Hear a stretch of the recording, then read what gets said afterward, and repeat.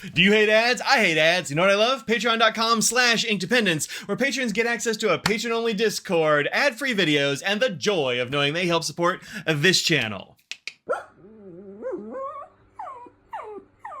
Hello folks, welcome to Inkdependence. I'm Mike, and today I've got a box for you. Where is this box from? Well, it's from Jet Pens, the Jet Pens haul.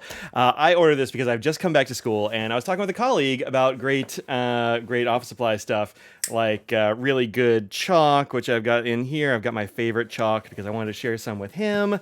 We have really good chalk in our office. We have Hogoromo in our office, but actually it's not my favorite. And so he's like, wow, I've been using that for a long time. Tell me what your favorite is. And so I went to give him some, and I have half a stick left. So I got some more for us to share. And then he was saying, well, I only use whiteboards right now. All my classrooms are whiteboards. I'm like, all mine are chalk. So I told him my favorite whiteboard markers. So I got him one of those because I could just loan him one, and I was gonna, but you know, at the end of the day, it would be, nice for him to have his own. He'll probably like it. Let me take these and put them over here. All right, so, bam, this is, I'm not used to getting them in a box, but look at this nice bubble wrap I will reuse. Reuse your bubble wrap, folks. Don't throw it in a landfill. It's great to have around. Okay, so what do we have here? We have a little card. Oh, it's a postcard. That's fun. I bet this won't work with fountain pens because it's too shiny, but nice little postcard nonetheless. I'll write on that with something. Cool. We have our invoice here. Very nice. Okay, everything is all packed together. Love that. I have in here paper and pens and some ink that I always forget to get, and so I decided to get that before it went away. Lots of fun stuff in here. So let's get rolling. This is a new knife I just bought from a friend. It's from Arcform, which is a company that doesn't exist anymore, but this is a very nice little auto flipper knife I can't remember the name of off the top of my head, but I'll put it down here. Real fun. I've only had it for like a day. I like it. All right, let me get some of this stuff out of here, and then we'll go through it all. All right, let's do some papery. Well, let's do a couple of things first. Firstly, this is my favorite chalk. This is Nihon Rikagaku Chalk, and it is, I think, the best chalk that I've ever used. It is extremely good, and these are made by an industry for the blind. I believe let me make sure that's true. The manufacture of this product, Japan Rikagaku Industry, was established in 1937 on the belief that every human being needs to be loved, be useful, be praised, and be needed. The company chose to manufacture chalk made from calcium carbonate because there was an indication that teachers who used chalk had a higher probability of tuberculosis than others. Yikes! In 1953, the resulting dustless chalk was the only one approved by the Educational Ministry of Japan. How about that? They employ people often overlooked by society. In the Kawasaki factory, there are 48 employees, so pretty small actually. 22 severely mentally disabled people, 9 mildly mentally disabled people, and then people with other kinds of disabilities and that sort of thing. Model blend of environmental and people-friendly management policies. Yeah, this is a really great company that's like doing good stuff for people and also making excellent chalk, which is great. It is not exactly, they call it dustless. It's not exactly dustless, but it does write very, very nicely. Good bold lines in both colors and white chalk, and also erases very cleanly. So I think it's quite good. I like it a lot, and it's not terribly expensive. This little pack of 6 chalks was $3. The colored chalks are more, but I mean, whatever. They've got all kinds of fancy colors. So really good stuff. $3. I'll pay 50 cents a piece of chalk. That's totally fine. All right, the other thing is my favorite whiteboard markers.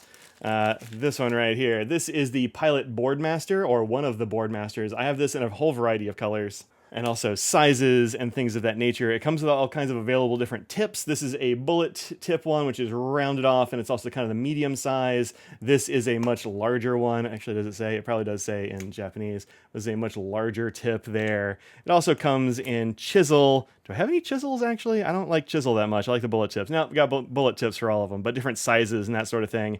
Everything from extra fine up to like really big round ones. So Really good stuff. And the fun thing about them, another fun thing about them, is that you can like reuse these pretty much infinitely.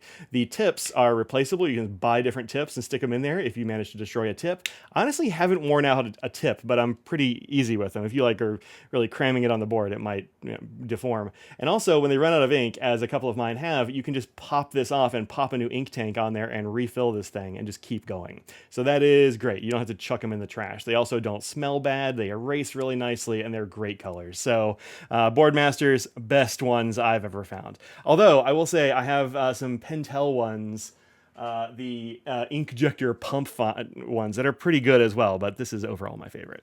All right, so a couple of things that I grabbed because they are a cool, like, kind of limited edition thing that I hadn't seen before. These are Pilot G2s, which are ubiquitous. They are all over the place, but they have the white and the black bodies here. These are the Edge variety of the G2, and they have this sort of like carbon fiber look and feel to the barrels, and I thought that was pretty cool, so I grabbed a couple. I have a couple in the black body. It's an all black one, and so that's fine, but I thought the white looked really slick, and this one actually has red ink, which is nice. Is this blue or is this? Yeah, it's black. A lot of black ink in these, which is unfortunate. That's my least favorite color to write in, but I think the white is very cool looking, so that's rad. And then the red, of course, I think that's pretty dope as well. So I went ahead and get some of these just to complete my collection of G2s. These are also not terribly expensive. I mean, they are Pilot G2s, so they're not going to be a break in the bank for everybody, but these are like $225. So, you know, a little bit more expensive than you would have in general, but not too shabby. Oh, there was a blue one. Oh, butts, I could have gotten a blue one.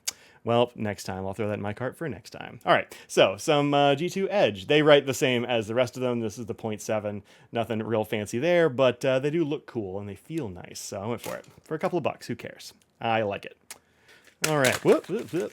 This other set of pens is from Writech, and I have a bunch of different Writech pens, and I really think these are overlooked. I'm glad they're showing up in more places like Jet Pens and such. It used to be I could only find them on Amazon, and I don't like to buy office supplies on Amazon if I can get them anywhere else. I'd rather support a Jet Pens or any other place than that. But Writech does make some really nice gel pens, so I decided to give these a shot. These are the Sprinkles gel pens in a 0.5 millimeter tip, and this is the assorted colors pack called the Sprinkles gel pen. It's a 5-pack, and this was $12, so it's not the least expensive thing ever, but these are really nice gel pens, so I want to give them a try. I will, of course, do a writing sample with them here soon. Oh, interesting. We got little protectors on the top there, so they don't accidentally click in shipping, I guess. Interesting. And all these little things. I think that's maybe a little bit overdone. They probably don't need those, but I don't know, maybe they serve a purpose? Yeah, that's all I need. Oh, it's okay. I thought it was a good drink, but it's just a bottle of ink. It's fine. So these, let's see what's going on here. These are, says, cute gel pens feature softly colored gradient bodies, fast-drying ink, and ultra-quiet push buttons that won't distract or annoy people. Also uses a twin ball tip for extra smooth writing. It's a twin ball tip. Is there something on the back here about a twin ball tip? What does that mean? Silent clicker, smooth writing, quick dry ink. Huh. Anything up here? Oh, okay. So they have a ball underneath that. Here, that's really, that's interesting. Huh, okay, cool.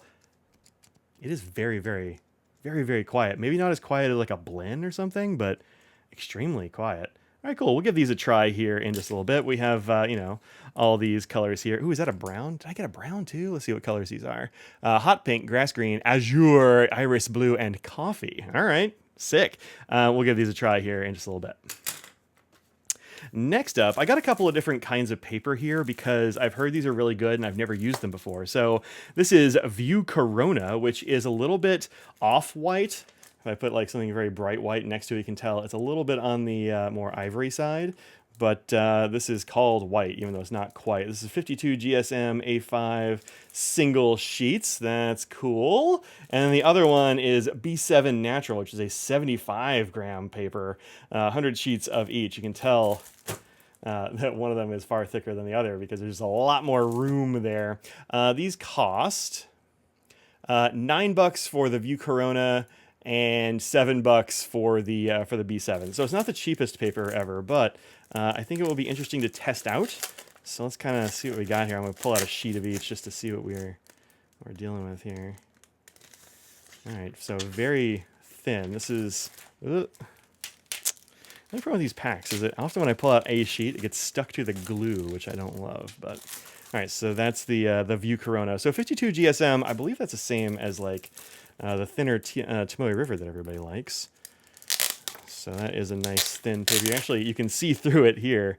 We'll see how it works with fountain pens. I've heard good things about these. So all right, there we go. That was easier to pull out because it's much thicker. There we go.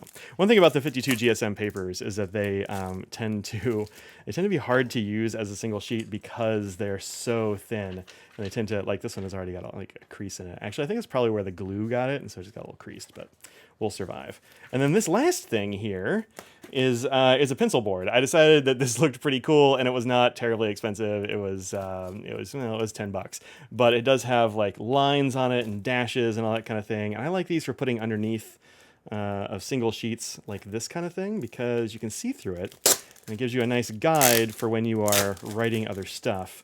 And also, if you're using a pad of paper, this is, for example, a B5. I didn't have any of these in B5, so I was like, oh, this has got a nice texture to it. That's interesting. Oh wow, it's got a real serious kind of. Oh, can I zoom in on that?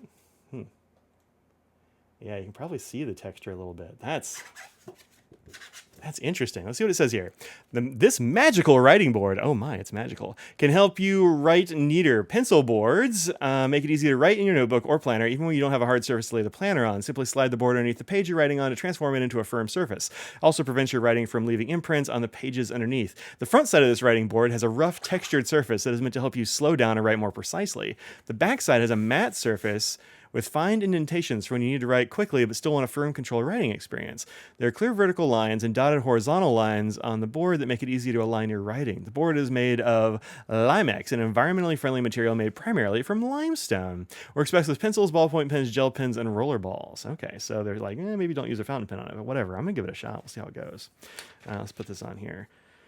All right, so this definitely does give you these vertical lines here. I can't see the horizontal lines there at all. Those are completely lost. Even with the 52 GSM, I don't think these are going to be terribly useful, but it will help you line up your page, I guess, to make sure you've got it straight if you want to.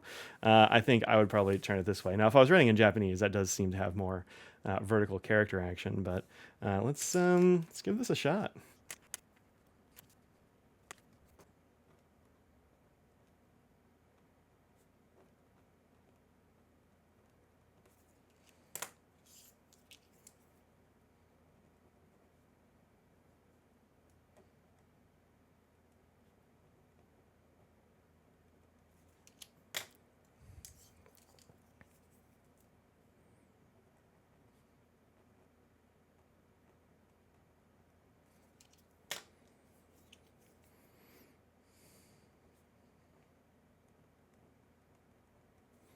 All right, writing on this is definitely an odd experience. Let me see if I can see any difference when I write on the back here, though.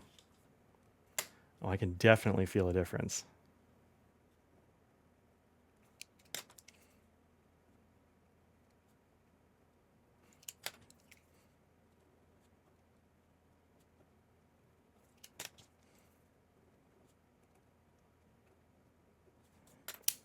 Yeah, I can definitely tell a difference in writing on the front and back of this pencil board here. The back is actually much more pleasant with these gel pens. The front, I can tell why it would make you slow down, because it does. You can really feel that that groove and that sort of thing in that paper. But with the gel pens, the back feels better. It does seem to work pretty nicely. I like the colors of these. I think it's pretty great. Iris blue is definitely purple, but like whatever. Irises are often purple. A lot of mine are. You can see like in this coffee one, like my lines like got all. Actually, my lines on all of these are pretty wonky when I'm writing on the rough side, because I think I was hitting. You can actually see probably there and there. You can see like where I'm like ending in a groove, and I can really hit it. That's interesting. It was very strange. Nothing really bled through here. You can definitely see through it, but nothing bled through, I don't think. Let me try some fountain pen right quick. All right, writing on the rough side with a fountain pen is a decidedly strange experience, and you can tell that. I think you can probably tell that my lines look really kind of odd with that one. That is strange. Even with the smoother side, it is a little bit weird, and my Yeah, it looks a little strange. We can definitely see it's shakier, I think, on the bottom, just because I'm hitting all those grooves with my fountain pen. This paper seems really nice. The Lamy Sepia looks really cool there. The Orion Dreamy Stars looks amazing. Schaefer Script Blue, which I've only just put in this pen, which is brand new to me, looks nice as well. No bleeding through. Oh, there we go. No bleeding through at all. That's pretty good.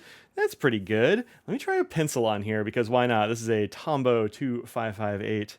That feels bad, and you can actually see the pencil lead is like deconstructing as it hits those ridges.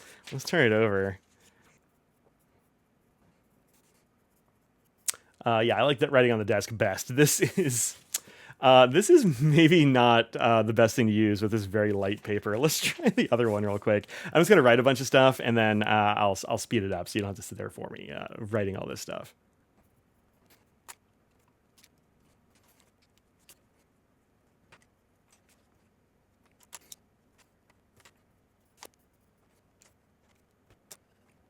Okay, so with this heavier paper, which at 75 GSM is 25% heavier than the other one, the writing board was better. It's definitely not as bad, even on the really rough side. These were all on that rough side. I think it was okay. The rough side on the Tombow, still, you can really tell when I was writing with the pencil what I was writing on. The rough, the matte, and the desk. The matte and the desk are much closer with this paper, but I could definitely feel and I think see a bit of difference from the desk to the matte. The rough was rough. You can really tell the texture in that thing. With the fountain pen, I think this paper is really nice. It is super smooth, and I may have like gotten a little bit of like hand oil there or something. I can see it spreading out into some hand oil. So I was doing that over here. I like put my hand down, trying to give myself some handle, and I think you can see a little bit of gradation there from the top to the middle where it was reacting to the hand oil. So this was one that you might want to use a cover sheet for or something like that, just to put your hand on so you don't get extra hand oils on here. But I think it makes the ink look really nice. That Lamy Sepia looks really nice and shiny on this paper. Of course, Orion Dreamy Stars is super shiny already. And the Script Blue looks quite nice, except for that P where it definitely hits some hand oil action, I think, and spread out. Now, did we bleed? No, no, not even a little bit. There's you can see through it, of course, because it's not super thick or anything, but no bleed through on anything. So yeah, good. I think that's quite nice. I'm I think this is my least favorite thing I got. I think maybe with like normal office weights of paper, like 20 pounds and that kind of thing, this might be okay. And putting it under, in between the leaves of a notebook or something would be all right. But this is far too much texture for most pens and pencils. I don't like that. The back is okay. I would use it flipped over for sure. Or I'll just use it as something to put my hand on, like a hand and whole arm on. I don't know. We'll see how it goes. But this is the thing I'm least impressed about from this set. Oh, I forgot about this. I almost forgot about entirely doing this. This is Rohrer and Klingner ink. This is Blue-Eyed Mary, and this was the ink, like the limited edition ink of the year for 2024, which is obviously over, but they still had some at Jet Pens, and I always miss their limited editions. I just never even hear about them, I feel like. So let me go ahead and put some of this on here right quick. I don't know if this ink is going to be the stunner that some of the other limited editions from them have been. They had this really awesome like forest green one that somebody sent me a sample of because I didn't even know it existed. And that was really beautiful, but it was also completely impossible to get by the time I knew about it. So let's see how we are on this paper here. This is a very nice blue color. It's kind of like that azure up there. I like that. It looks good. I don't know if it's going to blow my doors off, but it's also not terribly expensive. And so I was like, I need to get this Rohrer and Klingner. I think Rohrer and Klingner is a brand that we don't hear as much about these days, but this 50 ml bottle went for $12.95, and that's for the limited edition one. This is actually a pretty big bottle. So yeah, pretty good. I like the little tube it comes in. I think that'll be fun and easy to find in my ink shelves and drawers. Let's let this dry a little bit and take a look at it.